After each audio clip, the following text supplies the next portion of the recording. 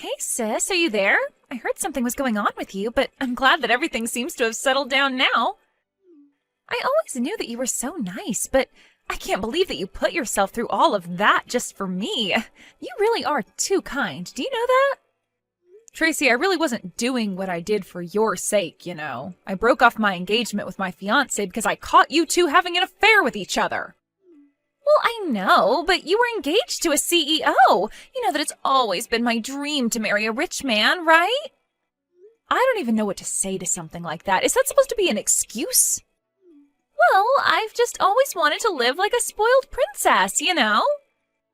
I really don't know. What in the world does that even mean in this day and age? Besides, where did a dream like this even come from? It isn't like we were horribly poor or fantastically rich growing up. Well, I know, but that doesn't mean that I can't want to marry someone who is really rich, because if I did that, then I would never have to work another day in my life. And now I found that man after all this time. It really is like a real-life Cinderella story, isn't it? I don't remember the scene in Cinderella where one of the ugly sisters steals her prince away. Are you sure we were watching the same movie growing up? Oh, come on. You can't actually be mad at me for taking him for myself, right? Don't you know that all's fair in love and war? You just gotta get over this. You think this is something someone can just get over? This isn't a toy or something that you stole from me this time. We aren't kids anymore. You're right. We're adults, and I think that you're forgetting your place right now. I stole your fiancé from you, and that's a fact. You just need to accept the fact that you've been dumped for the better woman. You think I've been dumped? Please. I wouldn't have taken Jerome back if he came begging for me to take him back. I wonder if you have any idea just how pathetic and desperate you sound. I really don't care what you have to say about this anymore. I am through with the both of you. You really don't get it. You aren't the one calling the shots here. Jerome left you for me. Do you understand that? And it's because you weren't enough for him. He chose me over you because it's clear that I'm the better choice. And that's why we had an affair behind your back, because you couldn't make your fiancé happy and now he's left you.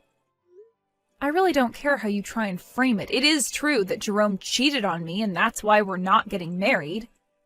But do you see me crying and moaning over losing him? Whatever, I just know that you've gotten better at hiding it now. But you've always been a little crybaby ever since we were little. Now who's the one trying to act all tough? We both know that you were the one who would resort to tears right away. You're just trying to project your feelings onto me, but it's not going to work. You think that I'm crying over getting your fiancé? As if. I think it's hilarious. I couldn't be happier about this. You have no idea how long it's been my dream to marry someone like a CEO and never have to work again. It's like my whole life has been leading to this moment. You really have no idea what you're talking about, do you? But whatever, what's done is done. Oh, come on! You can't just be taking it that easy. Can't you send me a message in all caps or shout at me over the phone or something at least? I'm not going to do that, but you should know that Jerome is not a CEO. What in the world are you talking about? Of course he's a CEO. He's the boss of the company that you work for, isn't that right? Actually, we have joint management of the company, if you must know. Hold on a second. What is that supposed to mean? How can you both manage the company? Well, I actually started the company with my startup capital. Jerome just snuck his way up the ranks using connections of his. The company is, however, all mine. This doesn't make any sense to me at all. What in the world are you talking about? I mean that when we first met while working for different companies, I had just established mine, and as it grew, Jerome showed interest in helping out. Then we started to talk about getting married. After I got pregnant, the board insisted that I have a co-manager in case anything happened to me, and they selected Jerome. So then, you two had the same job at the same time, but the company was really yours? But then, I don't get it. Are you telling me that you're also the CEO of a company? I would say I'm more CEO than Jerome. After all, it was my money that began the company. And I'd double-check about Jerome still being a CEO, since he would have been fired by now. Fired? What do you mean by that? I mean that once the board found out that Jerome was cheating on me, they asked him to step down and began a full investigation into him. It turns out that he was using company money to take you out for meals and on dates.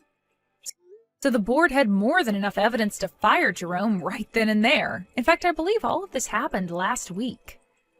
Last week? Are you sure? He hasn't told me anything about any of this. Well, you might want to go and try talking to him about some of this in that case. But then, doesn't this mean that Jerome isn't even a CEO and that I won't actually be marrying a really rich guy? That's what you're worried about? I tell you that Jerome was embezzling from the company, something he could go to jail for, and that's all you care about? You're just lucky the board already agreed not to press charges as long as Jerome pays the money back. Of course, we are prepared to press charges if that doesn't happen. But I was supposed to live life like a princess. I thought I had stolen your man away from you with my charm and good looks.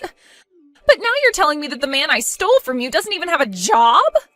Yeah, and I don't imagine he has much in the way of savings, given how lavishly Jerome likes to live. But why didn't you say anything about this to me sooner? You should have warned me about him. Ugh, I never want to talk to you again.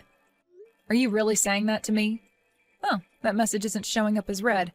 Well, okay then. Have a nice life, sis.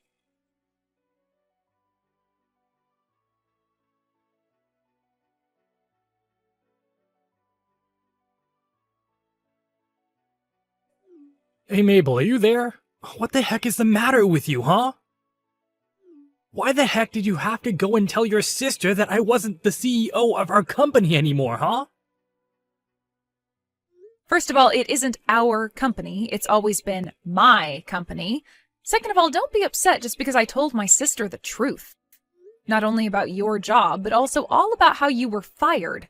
After all, it's not like I ever promised that I wouldn't tell her. You little... Don't you realize what you've done? Now she doesn't want to marry me anymore. You've messed up my whole life with this. Oh, so you mean you've managed to fumble marrying 2 women now? You've really got to work on that, Jerome. You would like to think so, wouldn't you? But it shows what you know. And just what is that even supposed to mean, huh? I mean that I wanted to see how you would react. The truth is that I talked to your sister and smoothed things out. So we're still going to be getting married. And just what kind of lies did you have to tell her to get her to go along with that? I told her that the reason I chose to step down from my position as CEO of our company is so that I can do and start my own company. And I've already been preparing for this for a long, long time. After all, I was the one who took our company to where it is today. I know all about how to raise a successful company from the ground up now. You're really going to start a company all by yourself?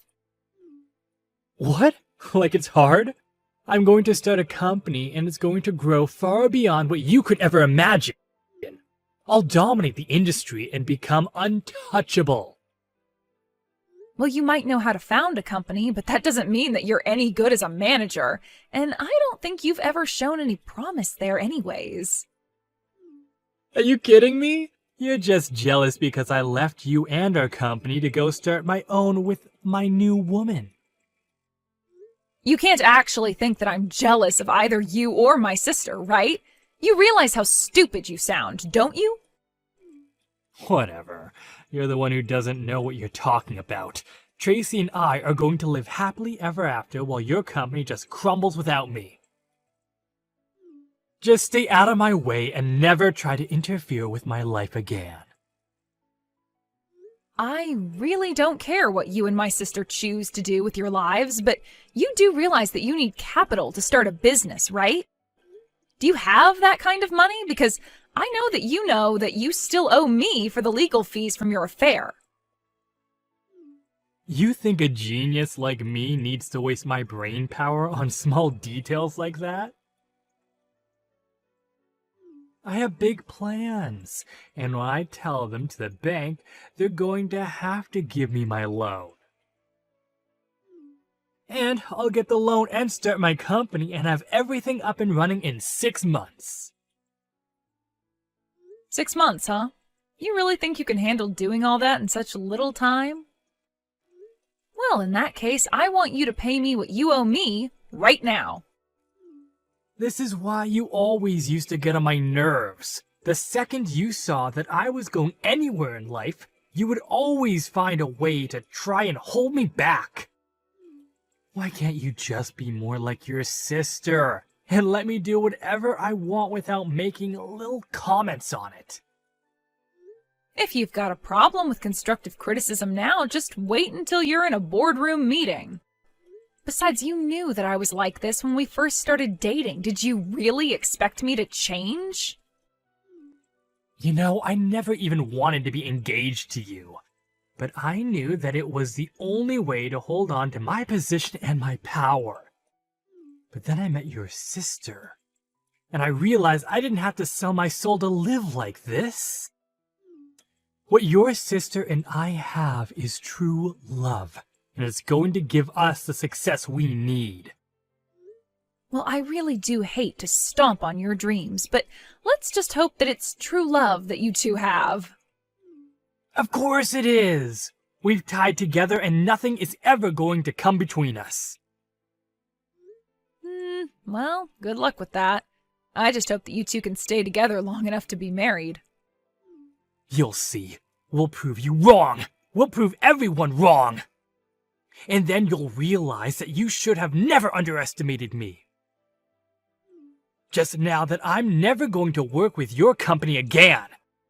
So when I'm dominating the industry, you'll have to struggle just to keep the lights on. Well, you have to go found your own company and get it off the ground first, so good luck with that. And do hurry up and send me the money that you owe me, okay? Oh, you'll just have to wait for that. But don't worry. Once I have all my success, I'll be sure to pay you back that money with interest. And then you'll realize that that's only a taste of the wealth I'll have. Then you'll see how wrong you were about me.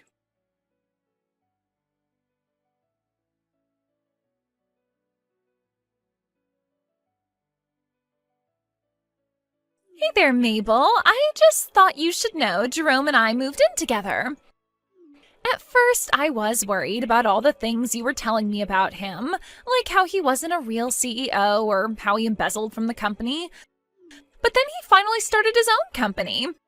And now we've moved into an amazing condo, and we're the happiest that we've ever been. It's amazing. You moved into a condo together with Jerome? Because I haven't even heard anything about him creating a new company. Well, I suppose that's probably because Jerome just runs in different circles from you, doesn't he? This is where we're going to move into. He told me that he already paid for the condo and that they're just getting it ready for us. Oh, wait a second. I think I recognize that view. Isn't that Mammoth Towers? You mean even you've heard of this amazing luxury condo building? Yeah, I have, actually. Do you know what room you're going to be living in? And just why would I share that with you? Don't tell me that you're going to try to break in and try to steal Jerome away from me. Because you should know that the building has guards in it and someone like you won't be allowed in. Right. Well, in that case, I guess you shouldn't worry about telling me the room number. Whatever. If you must know, the room number is 2305. So you're on the 23rd floor then? That's right, we're almost at the very top of the building. I've never gotten to stay in a place so nice. We're finally going to have our happily ever after. Well, it's just kind of funny because that's my unit. Wait, what? What in the world are you talking about? Do you really think I'm going to buy a lie like that? You have to come up with something better. I'm not kidding you at all. I own unit number 2305 in Mammoth Towers. Oh, just stop it already. Jerome sent me that photo from his phone. He was inside the unit and everything. There's no way that you own the building that we're about to move into. That doesn't make any sense at all. Well, yes, I'll say the interior does look like it's changed a lot. Although you should know that I got that unit because we bought it from Jerome's parents. But the building was under his dad's name for a while. Well, now you're not making any sense at all. How can it be your unit if it's under Jerome's dad's name? Okay, I guess I'll have to explain the whole thing then. So, that building was finished about a year ago. Around then, Jerome's dad thought to invest in the building company, thinking he would see some big returns.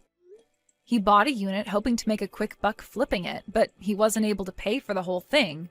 So then he came to me and asked me to buy it. So then, you're telling me that you bought this unit from Jerome's dad who couldn't afford to get one himself? Pretty much, yeah. But now that I look at this photo, I can see that this is from when Jerome's dad still took care of the place.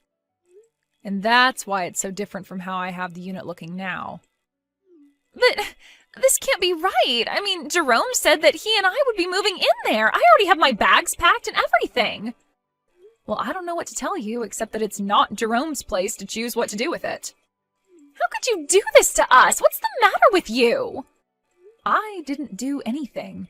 In fact, you were the one who said that you never wanted to talk to me again. So how is this all coming back on to me? Because we're supposed to go and live in that big condo building. We were supposed to have our happily ever after there. Why do you always have to ruin things for me, Mabel? You're the worst sister ever. Look, I know this is probably a lot for you to take right now, but you can't blame this on me. But it's not just now. You've always stolen everything I wanted from me, even when we were little. I didn't steal anything from you. In fact, you would always take from me. Whenever I tried to get it back, you would instantly start crying to get Mom and Dad on your side. But it's not fair. I want to live in that big condo. It should be all mine. Well, it was never yours nor Jerome's to begin with. A while ago, Jerome's dad needed money right away and offered to sell me the condo for the price he had put into it. I bought it and have been living there for a while. That's how I know that the interior looks different now. I don't know why Jerome thinks you two are moving in, but it's just not going to happen. If anything, I think that this is just one small part of a much larger lie that he's telling you. But this really isn't my problem anymore. Please don't bother me with stuff like this ever again.